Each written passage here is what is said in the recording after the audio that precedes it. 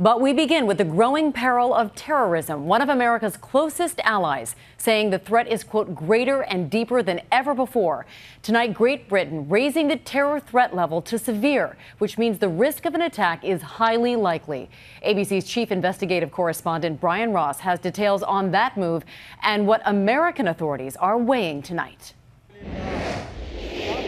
The urgent British warning came today as the latest ISIS propaganda and execution videos circulated on the internet. Here, several hundred men described as Syrian soldiers were marched across the desert in their underwear before being executed. Part of what the British Prime Minister today called the poisonous ideology of Islamist extremism. But what we're facing in Iraq now with ISIL is a greater and deeper threat to our security than we have known before. Oh, you who believe. The British recruits to ISIS are considered some of the group's most brutal fighters.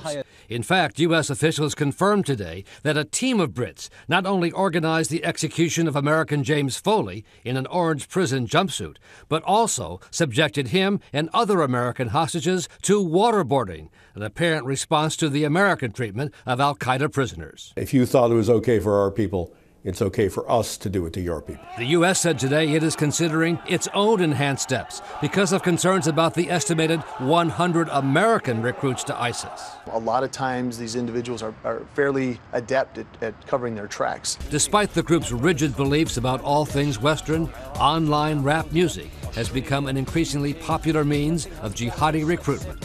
Listen to this American voice. This goes out to all my soldiers, freedom fighters, equalizers. They slaughter us like animals. Now it's time for that peace to buy them. Black flags, we worldwide. Syria to Atlanta.